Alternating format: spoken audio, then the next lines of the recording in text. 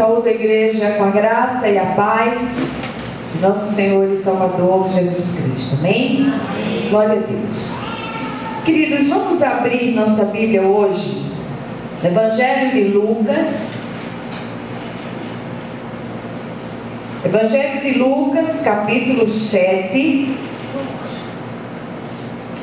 E nós vamos ler do versículo 11 até o versículo 17. Texto bastante conhecido da palavra.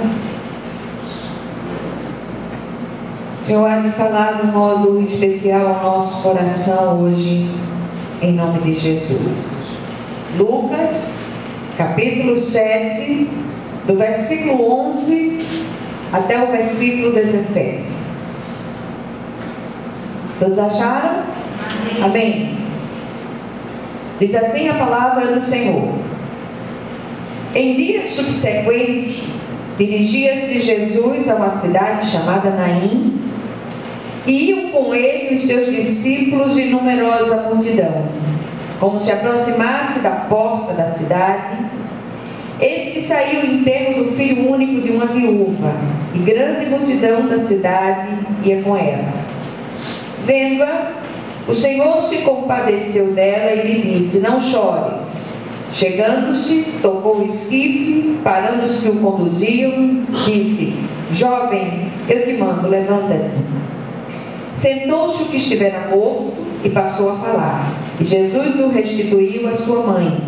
Todos ficaram possuídos de temor e glorificavam a Deus, dizendo: grande profeta se levantou entre nós, e Deus visitou o seu povo.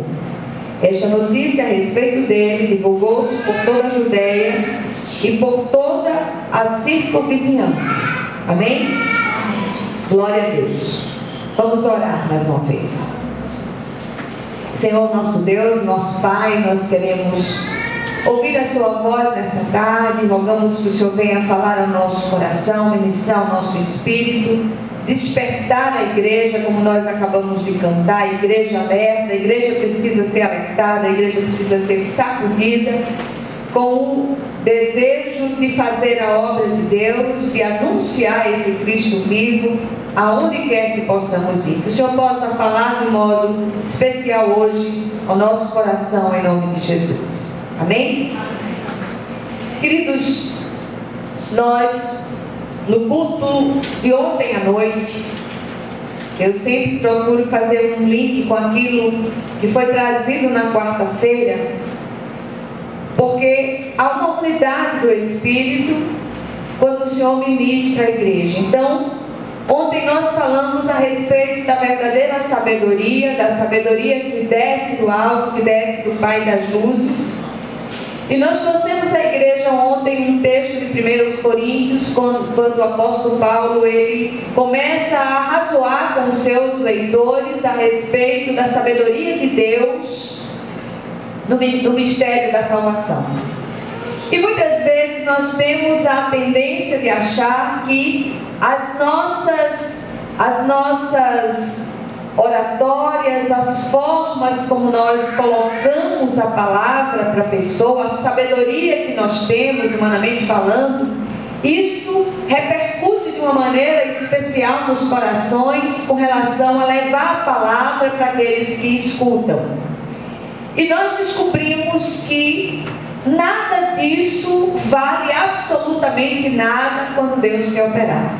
E quando Deus quer operar, Ele usa até uma jumenta, como fez com Balaão, e faz com que a obra dele seja feita, a palavra dele seja entregue e o poder dele seja manifesto.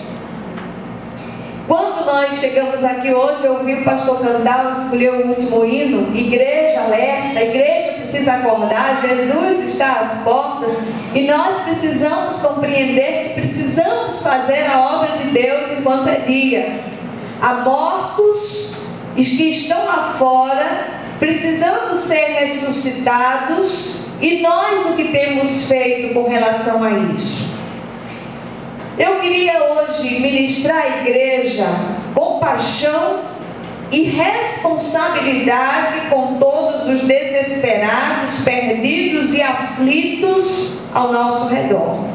Mas eu queria ser muito específica nessa tarde, eu queria trazer essa palavra para encorajar você a anunciar Jesus em tempo e fora de tempo, quer seja oportuno, quer não, mas que você peça ao Senhor que Ele use você no lugar onde você estiver, da forma como você estiver, do jeito que você souber falar. Fale e não se cale, e deixe que o Espírito use você como esse canal de vida.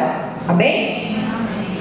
O texto que nós lemos é um texto, como eu disse, bem conhecido da palavra. Só o evangelista Lucas, ele trata desse texto, ele relata este fato, e ele fala da ressurreição por Jesus, do filho único de uma viúva. E esse fato aconteceu imediatamente no dia seguinte à cura do servo do centurião. Todos nós conhecemos aquela história. Alguns teólogos, eles interpretam este acontecimento aqui como a ressurreição da profecia. Contudo, eu queria deixar as divagações teológicas à parte e evidenciar no texto a compaixão de Jesus, levando vida àquilo que estava morto, àquele que estava morto. E é inevitável aqui nós não olharmos para aqueles que estão mortos espiritualmente dos seus delitos e pecados. O Senhor tem em todos os tempos chamado homens e mulheres de corações compassivos que possam acudir os desgraçados ao seu redor. E quando eu digo desgraçados, eu quero usar essa palavra na acepção dela, aqueles que estão destituídos da graça de Deus. O Senhor poderia fazer isso através de anjos, mas em sua soberania Ele resolveu usar a você e a mim, e Ele já nos capacitou para isso, e prestaremos contas dessa mordomia.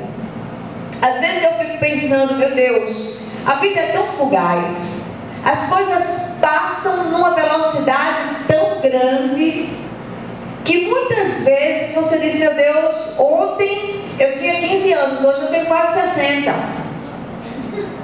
As coisas mudam assim de uma hora para outra. Você olha para os quatro cantos, Jesus, o tempo está voando.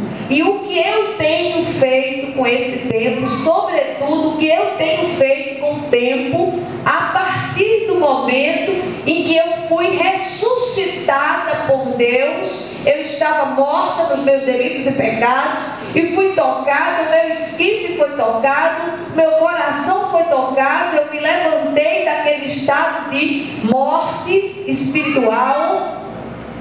O que é que eu fiz a partir daí? A quantas pessoas eu levei essa palavra de ressurreição, essa palavra de reconciliação com Deus, perdão. Ontem nós estávamos conversando a respeito dos próximos feriados. O Brasil é um país dos feriadões. Nunca vi tanto feriadão num lugar só como tem aqui no nosso país. É um após o outro. E durante esses feriadões, o que me chama a atenção é que a maioria esmagadora das pessoas fica enlouquecida para deixar a cidade e se refugiar num lugar qualquer. Isso é normal, a gente vê isso tanto no meio dos crentes como lá fora. Na época do carnaval é uma situação à parte, não é bom nem pensar. É grande a multidão dos desgraçados, dos desesperançados, dos mortos-vivos, que se arrasta como ovelhas que não têm pastor. Sua bandeira é visível e representa uma existência sem Deus. Será que nós nos importamos com isto, ou estamos cansados demais, fatigados demais, e fugimos também para nos esconder em nossos retiros espirituais? Veja bem, eu não estou falando de você, minha irmã, cujo marido não é crente e quer sair para passar o fim de semana fora. Preste atenção, não estou falando disso, porque você tem um campo missionário que é a sua casa para fazer a obra de Deus lá dentro. Eu não estou falando disso. Eu estou falando no grande investimento que as igrejas fazem nos retiros espirituais. Todos os crentes são tirados, se afastam, se reúnem, se guetizam, se fecham nesses lugares, quando lá fora existe um bloco dos desgraçados, dos mortos-vivos que precisam ouvir uma palavra de vida eterna. Nós precisamos parar e pensar que, como embaixadores da vida, remir o tempo, porque os dias são maus, é imprescindível. Sair de nossa zona de conforto, deixar nosso comodismo, levantar a bandeira da graça de Deus e anunciar com ousadia que a verdadeira vida, o verdadeiro descanso existe sim e se chama Jesus, o Cristo de Deus. Fale disso para as pessoas. Não fale de igreja, não mencione igreja, mas fale de Jesus. Tenha esse foco diante de si. Diga: Senhor, eu preciso anunciar, eu preciso apresentar o Cristo vivo a quantos ainda não conhecem. Amém? E eu pergunto: cadê a compaixão dos que representam a graça de Deus? Temos nos trancado em nossos redutos para não nos contaminar, fazemos retiro, nos fechamos em nossos guetos, quanto mais se precisa de vida. E a primeira coisa que eu queria fazer nessa tarde era deixar essa reflexão. O que é que o texto nos apresenta? O texto nos mostra duas multidões, dois blocos, dois grupos. A primeira multidão, liderada por Jesus, celebra a vitória da vida sobre a morte. Aquele grupo feliz vinha com Jesus e mais uma grande multidão. Eles tinham acabado de sair de Cafarnaum, onde Jesus curou o servo de um centurião que estava morto. Muitos seguiam a Jesus por causa daquela cura. Eles vinham celebrando a vida, a esperança, a alegria, a saúde, a libertação do jugo, a possibilidade. Aquele era sem dúvida o bloco da vitória, liderado pelo autor da vida, a procissão da alegria, da graça de Deus, da esperança viva. Bloco esse do qual nós fazemos parte. Nunca se viu tanto crente triste, tanto crente abatido, tanto crente angustiado de espírito, olhando para as próprias dores. Para com isso em nome de Jesus. Você ressuscitou, você voltou à vida, você estava morto nos seus delitos e pecados, o Senhor tocou no seu esquife, você se levantou para que você seja um instrumento de vida na vida de quantos não têm vida. Amém? Mas será que quando nós olhamos para esse grupo de vida, somos o povo da esperança, somos o povo da bênção, fazemos parte da nação santa, somos o povo de propriedade exclusiva de Deus, somos chamados ainda de sacerdócio real. Olha só quanto título. Mas será que todos esses títulos nos foram dados apenas para que os ostentemos orgulhosamente como faixas e troféus que ficam empoeirados numa prateleira? Olha, eu sou eleito de Deus, eu faço parte da nação santa, eu faço parte do povo de exclusiva propriedade de Deus. Qual o propósito disso? O Senhor não quer que nós ostentemos isso como uma faixa, meus amados, mas quer que nós façamos a diferença como raça eleita, como povo de propriedade exclusiva de Deus, como sacerdócio real. Às vezes a gente vê faixa nos carros de propriedade do Senhor Jesus, e o cara com aquele carrão, propriedade do Senhor Senhor Jesus dá uma trancada no outro, que eu disse, puxa vida, Jesus, esse cara está dizendo que é de propriedade do Senhor Jesus, e ele faz isso. Cadê o testemunho do bloco da esperança? Cadê o testemunho do bloco da vitória, do bloco da alegria, do bloco da vida? Cadê o testemunho?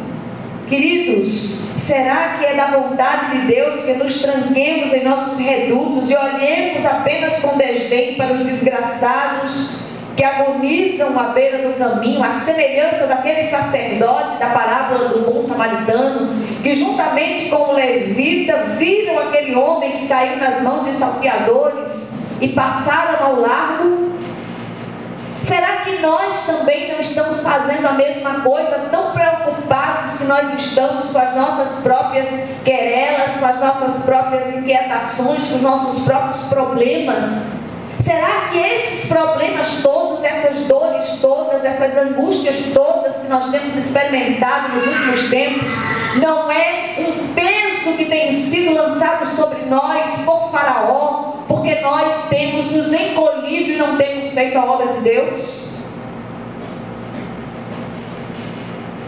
Quando nós pomos a mão no arado de Deus, não dá para olhar para trás.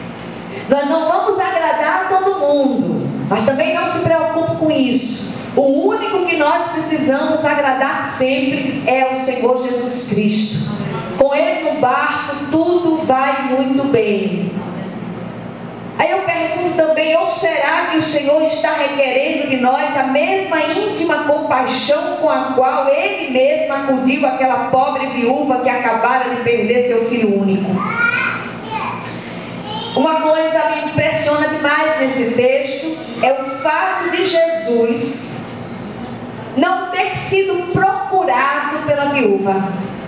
Ela não vai a Jesus, ela não busca Ele, ela não diz absolutamente nenhuma palavra. E Jesus vai ao encontro dessa mulher. Aí nós vamos para a segunda multidão, liderada por uma viúva que lamenta a morte. Enquanto a primeira celebrava a vida, celebrava a esperança, a possibilidade, a saída, a segunda fazia exatamente o contrário. Liderada por ele, liderada por essa viúva, ela lamenta a morte. Jesus entra em Naim com seus discípulos e grande multidão que vinha com ele. Encontra-se com outra multidão que acompanhava a viúva que ia enterrar seu filho. E eu queria parar aqui e salientar o fato de que naquela época não havia nenhum meio, nenhum sistema previdenciário, e o arrimo daquela viúva, o único arrimo, era o filho mais velho e que havia morrido. A mulher em questão, além de viúva, tinha um único filho e acabara de morrer, acabara de perder. Ela não tinha um filho mais velho, ela tinha um único filho e ele acabou de morrer. O versículo 13 diz que Jesus, vendo a mulher, e eu queria chamar a atenção para um texto da versão de Almeida, Revista e Corrigida, não a revista atualizada que nós estamos usando. O texto da Revista e Corrigida diz que Jesus moveu-se de íntima compaixão por ela e disse: não chores. Jesus moveu-se de íntima compaixão. Qual foi a última vez que o seu coração moveu-se de íntima compaixão por alguém? Qual foi a última vez que você não foi solicitado, você não foi requisitado, ninguém lhe procurou, mas o seu olhar prescrutador, porque você tem o Espírito de Deus no seu coração, qual foi a última vez que o seu olhar lançou-se sobre alguém e o seu coração moveu-se de íntima compaixão e você foi até aquela pessoa e você disse: olha, Deus te abençoe, eu vou orar por você, estou percebendo que você está triste. Muitas vezes isso acontece dentro da igreja. Você entra aqui e olha alguém que não amanheceu bem, aquela pessoa está triste, está abatida, e muitas vezes, sabe qual é a tendência maior? É você passar e dizer: irmão, nem olhou para mim, a irmã tal nem olhou para mim, ela estava com a cara desse tamanho. Para com isso em nome de Jesus. Aprenda a mover-se de íntima compaixão. Vá junto daquela irmã ou daquela irmã. Pare no ombro daquela irmã e diga: olha, eu vim orar por você, estou percebendo que o seu coração está triste, você não precisa me contar a sua história, mas eu vim orar por você. Amém? Glória a Deus. Neste ponto do relato, a nossa atenção volta-se totalmente para Jesus. A mulher não recorre a ele, não se queixa, mas a dor experimentada por ela transcende qualquer palavra e toca o íntimo do Senhor. A compaixão do Mestre enxerga e sente a dor da perda, da desesperança e do desamparo profundo. Alguém já disse que a compaixão é a dor do outro em meu coração. Foi isso que aconteceu. A dor daquela mulher tocou as profundezas de Deus e a vida prevaleceu. Ela recebeu seu filho ressuscitado. E é impossível nós não fazermos uma ligação, uma analogia entre este jovem morto e os muitos jovens que estão mortos ao nosso redor. É inevitável nós não fazermos uma ligação entre as inúmeras pessoas, homens e mulheres, idosos e jovens, que estão mortos ao nosso redor, sofrendo por uma única razão: distância de Deus, separação de Deus, morte espiritual. E você é o canal de vida. Você é o instrumento de vida, e que você possa ser usado para a glória de Deus. Lamentavelmente tem faltado compaixão em nosso meio. Vivemos em um tempo em que as pessoas estão mais preocupadas com a satisfação de seus desejos pessoais do que com a dor do outro. Aliás, esse é um sinal visível da segunda vinda de Jesus, o amor que tem esfriado dos corações. Mas ainda há tempo de mudar essa triste realidade, em que hoje a minha oração é para que o Senhor, Ele toque as profundezas do seu coração. É que o Senhor, Ele faça com que você saia daqui movido de íntima compaixão pelos mortos que estão ao seu redor. O que nós aprendemos com esse texto, com essas duas multidões? Em primeiro lugar, a verdadeira vida, que é o Cristo vivo, sempre prevalece a morte. Em segundo lugar, precisamos aprender com o Senhor da vida a exercitar compaixão pelos perdidos ao nosso redor e ir até eles levando vida. Precisamos trazer mortos de volta à vida. Precisamos trabalhar enquanto é dia, porque a noite vem quando não se poderá trabalhar. Terceiro lugar, o exercício da compaixão nos leva a sentir a dor do outro em nosso coração. A compaixão, ela é diferente de pena, daquela pena furtiva que sentimos por alguém, mas que logo se dissipa. Coração compassivo, além de sentir a dor do outro e a necessidade do outro, se move em sua direção para mitigar o sofrimento. E em último lugar, não podemos perder de vista que o Senhor continua procurando homens e mulheres de coração compassivo que possam levar vida aos que estão mortos ao seu redor. Amém? Que o Senhor possa aplicar essa palavra no nosso coração em nome de Jesus. Vamos orar uns pelos outros.